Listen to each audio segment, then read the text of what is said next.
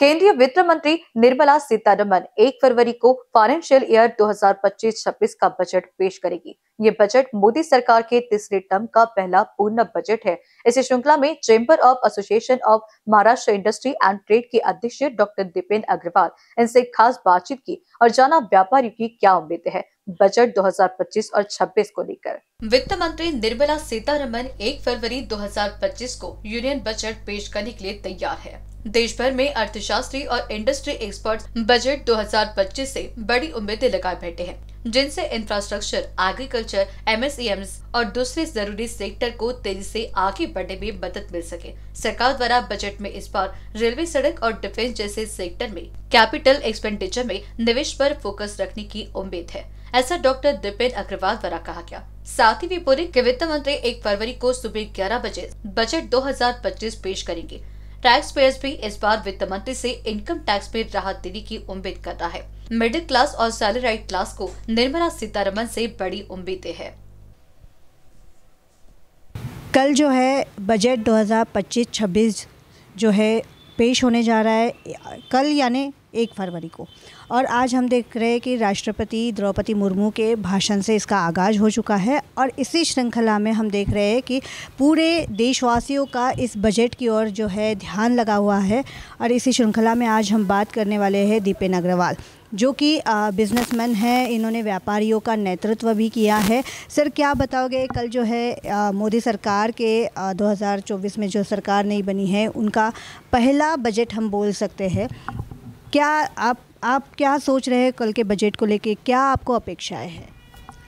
देखिए, ये मोदी सरकार 3.0 का पहला फुल बजट है और ये बजट से अपेक्षाएं बहुत है और ये बजट आने वाले 5 साल का रोड मैप तय करेगा और इस बजट के माध्यम से डेवलपमेंट, इंफ्रास्ट्रक्चर में एनहांसमेंट, इंडस्ट्रियलाइजेशन, ट्रेड कॉमर्स में वृद्धि, ये सब चीज़ें इस बजट में की मुद्दे रहेंगे।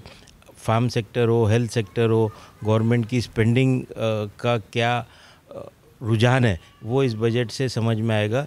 तो ये बजट से अपेक्षाएं बहुत है और आम आदमी के लिए लोगों के हाथ में पैसा रहे, बाइंग पावर बढ़े और वो अपना जैसे to make both ends meet, अपना खर्चा पूरी तरीके से निर्वाह कर सके और एम्प्लॉयमेंट बहुत अहम इशू है।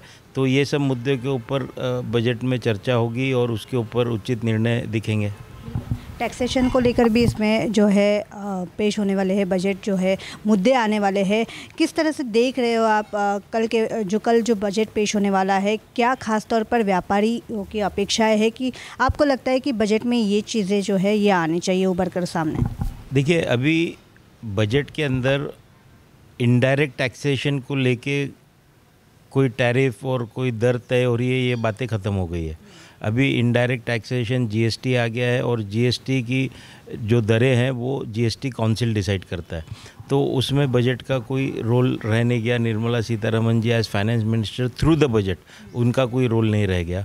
लेकिन डायरेक्ट टैक्सेस जो है और इनडायरेक्ट टैक्सेस जीएसटी के माध्यम से अपेक्षा से ज़्यादा रेवेन्यू सरकार को मिल रहा है। तो डायरेक्ट टैक्स जैसे इनकम टैक्स में रिफॉर्म्स लाए जाएंगे, ऐसे हमारी अपेक्षा है और ये हमारी उम्मीद भी है। और उसके अंदर जो पर्टिकुलरली 10 से 20 लाख वाले ब्रैकेट के अंदर जो इनकम टैक्स लग रहा है, उनका टैक्स रिड्यूस होगा और मिडिल क्लास लोगों को, सैलरीड लोगों को हाथ में पैसा आएगा और उनकी बाइंग पावर बढ़ेगी और उससे एक सर्कल है वो, जिससे कॉमर्स और ट्रेड में वृद्धि होती है और रिटर्न में गवर्नमेंट को इनडायरेक्ट टैक्सेशन से वो पैसा आ जाता है। तो ये सर्कल को कंप्लीट करने के लिए हमें पूरी अपेक्षा है कि सरकार इनकम टैक्स में ज़रूर रिफॉर्म्स लाएंगी और टैक्स की दरें कम करेगी, एग्जम्पशन लिमिट में वृद्धि करेगी और बेस इनकम टैक्स पेयर्स का बढ़ाएगी और जो इनकम टैक्स का बर्डन है उसको रिड्यूस करेगी। आप व्यापारियों का नेतृत्व कर सकते हो, व्यापारियों के दर्द को आप समझते हो, समस्याओं को आप समझते हो। छोटे जो व्यापारी होती है उनकी क्या अपेक्षा है इस बजट से?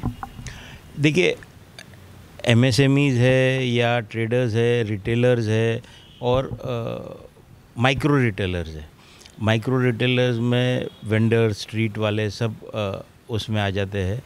तो इन सब के लिए सरकार जो मेक इन इंडिया इनिशिएटिव है और उस इनिशिएटिव को मेंटेन करते हुए डोमेस्टिक सेल्स बढ़े, लॉजिस्टिक कॉस्ट कम हो, इंफ्रास्ट्रक्चर में वृद्धि हो और छोटे रिटेलर्स को अगर आप देखेंगे तो जो बड़े कॉरपोरेट ग्रुप से उनको कम ब्याज दर पे पैसा मिलता है और छोटे लोगों को उच्च ब्याज दर पे मिलता है। तो छोटे रिटेलर्स को जिनका पैसा डूबता नहीं है, वो बड़ी ईमानदारी से पैसा इंस्टीट्यूशन का लौटाते हैं, तो उनको कम ब्याज दर में पैसा उपलब्ध हो और उनका व्यापार बढ़े और उनका बाइंग पावर बढ़े। और ये इसके ऊपर सरकार की कुछ नीति ये बजट में समझ में आएगी, ऐसी अपेक्षा है। और लॉजिस्टिक कॉस्ट कम करने की बहुत ज़रूरत है। आप खुद क्या अपेक्षा रख रहे हो बजट से?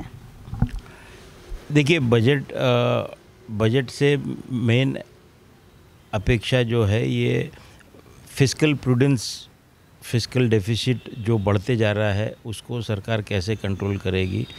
मोदी जी ने 5 ट्रिलियन इकोनॉमी का एक एम्बिशियस विज़न अपने सबके सामने रखा है, तो उसको अचीव करने के लिए क्या रोड मैप रहेगा वो ये बजट से समझ में आएगा। और जो फिस्कल डेफिसिट है उसको कैसे कंट्रोल करेंगे और फिस्कल प्रूडेंस को कैसे लाएंगे, ये अहम मुद्दे हैं। तो हमने देखा कि कल जो है 1 फरवरी को देश का बजट पेश होने जा रहा है। ये पूर्ण बजट होने वाला है, फुल बजट होने वाला है। और इसे लेकर व्यापारी लोगों की क्या राय है, क्या वो अपेक्षाएं रख रहे हैं इस सरकार से आने वाले बजट को लेकर, इन सब की जानकारी जो है दीपेन अग्रवाल इन्होंने दी है। अब देखना होगा कि कल बजट इनके मन मुताबिक पेश होता है या नहीं। कैमरा पर्सन सुभाष बुटले के साथ मैं क्षितिजा देशमुख, BCN न्यूज़, नागपुर।